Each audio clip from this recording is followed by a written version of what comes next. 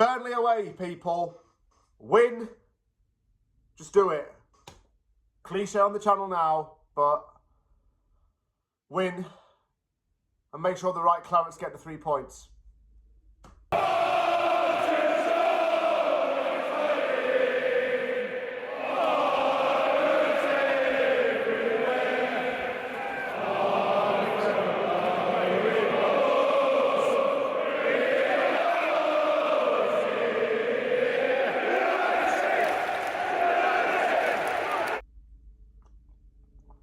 Yeah, very simple really, West Ham. All you got to do is beat Burnley, who actually haven't won since October, which shocked me to hell.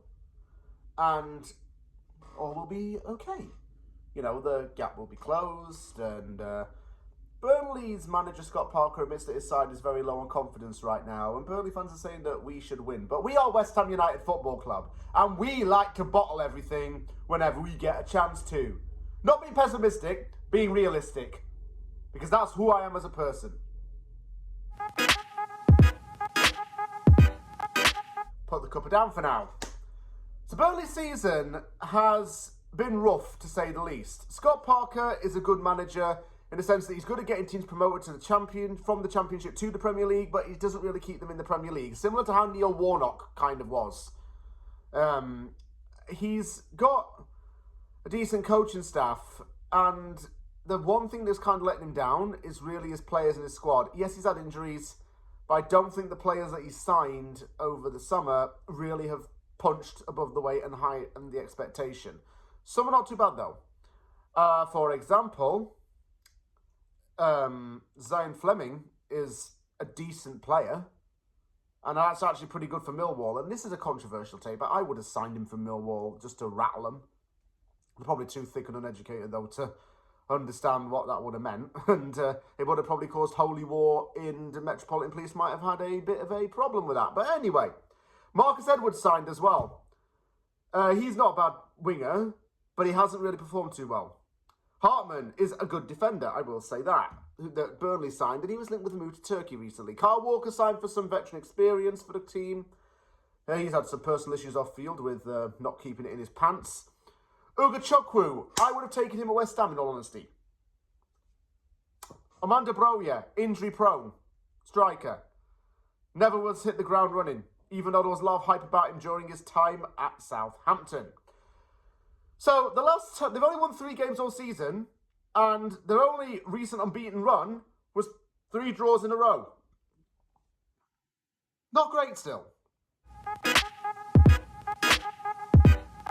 Some players that are worth mentioning. I said Ugachukwu, I think, is a good midfielder. Lyle Foster has been in the club for a while now. He's a South African who has gained a good reputation amongst the fans. Fleming, who I mentioned as well. He's good-ish. Ashley Barnes always loved a goal against West Ham. I'm seeing his name. I thought he'd left the club and gone somewhere else. Did he leave and come back? I'm pretty sure it's something like that happened. Bashley Humphries is another name I recognise. Oh, yeah, and Jaden Anthony. Jaden Anthony is not too bad. But I think what lets him down is the fact that he plays for Burnley. He flourished in another lower league, lower end of the table Prem team.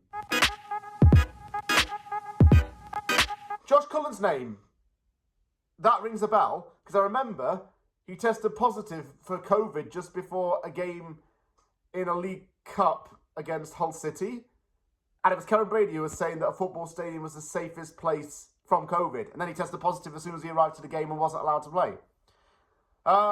Look, he's played for Charlton, he played for Burnley, and it is now the captain, I think. He's also a Republic of Ireland international. Don't think he'll be playing, though, because I do think that he's injured.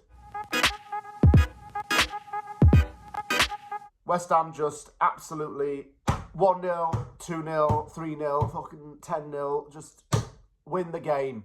Win the game. Or else I'll have to drink something a bit more stronger. I'll have to throw tequila in my tea. Tequila.